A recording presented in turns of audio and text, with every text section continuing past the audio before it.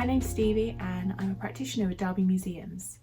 Here today to show you a few processes and techniques, all very experimental, which I'm hoping you'll enjoy using acrylic paints and objects and recycled materials that you'll find in your own home. So let's take a look at the objects from the World Cultures Gallery that are going to give us the inspiration for today's session.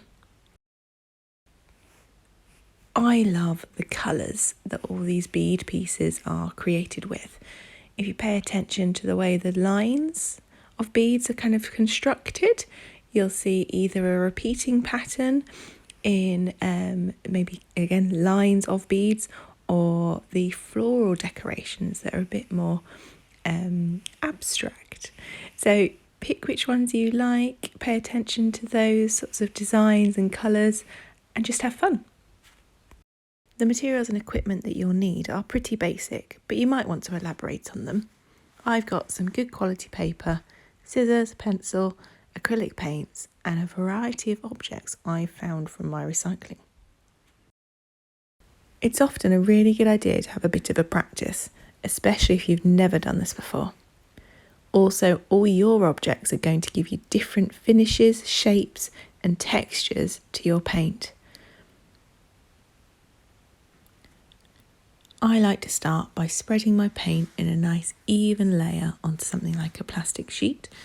This gives you a nice surface area to push your objects into to pick up the paint before transferring it onto your paper. You can also do a fun dry brushing technique so you don't waste any of that paint.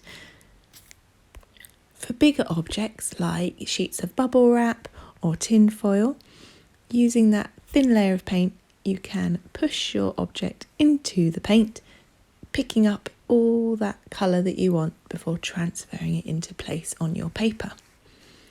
Other objects, like the ends of paintbrushes or pencils or the straws, work better with a bit of extra paint.